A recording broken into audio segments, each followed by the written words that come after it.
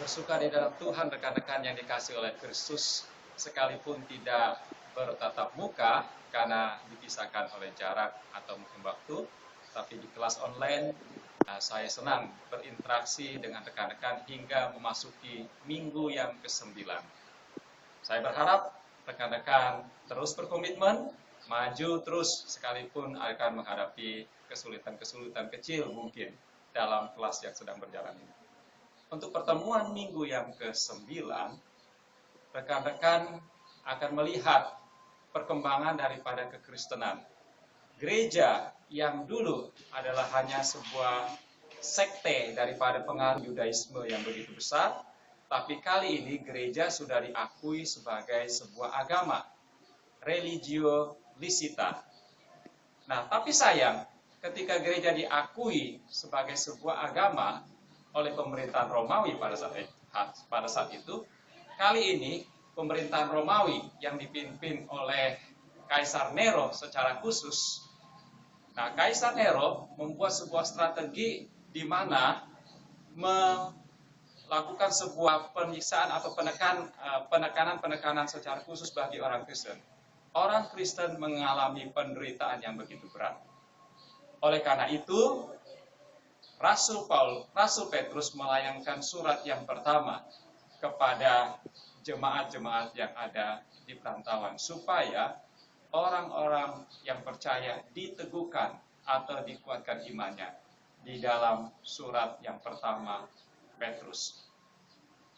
Ketika rekan-rekan membaca surat 1 Petrus, teman-teman akan diperkaya karena di dalam surat 1 Petrus pasal yang kedua secara khusus, teman-teman dapat membandingkan dengan Yesaya pasal yang ke-53.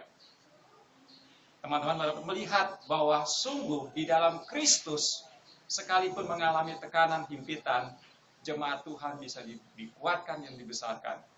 Yesaya pasal 53, bahwa Kristus pertama kali telah mengalami penderitaan, bahkan sampai mati. Oleh karena itu, Rasul Petrus membesarkan iman daripada jemaat yang mengalami tekanan, mengalami penderitaan di zaman pemerintahan Romawi, secara khusus zaman Raja Nero atau Kaisar Nero, supaya iman daripada jemaat tidak kandas, tapi berbesar hati di dalam Kristus.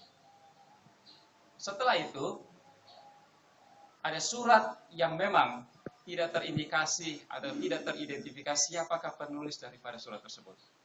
Ada surat atau kitab Ibrani. Kitab ini sangat memberkati.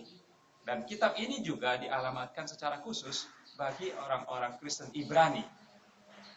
Nah, ketika teman-teman membaca kitab atau surat Ibrani ini, teman-teman akan melihat bahasa atau kata-kata yang terus digunakan berulang-ulang berbicara tentang Kristus lebih daripada yang lain. Bahasa yang bersifat superlatif itu teman-teman akan temukan. Nah, di dalam bahasa superlatif itu 13 kali penulis tekankan, marilah dan baiklah.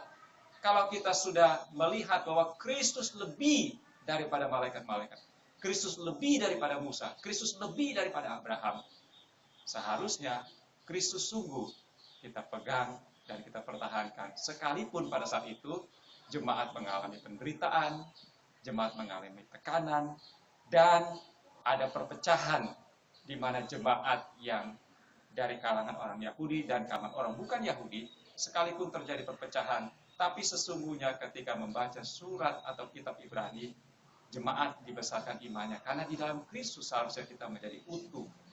Keutuhan ada di dalam Kristus. Di dalam pertemuan minggu yang ke-9 ini, saya berharap teman-teman sungguh sekali lagi diberkati di kelas pengantar perjanjian baru. Tuhan beserta kita.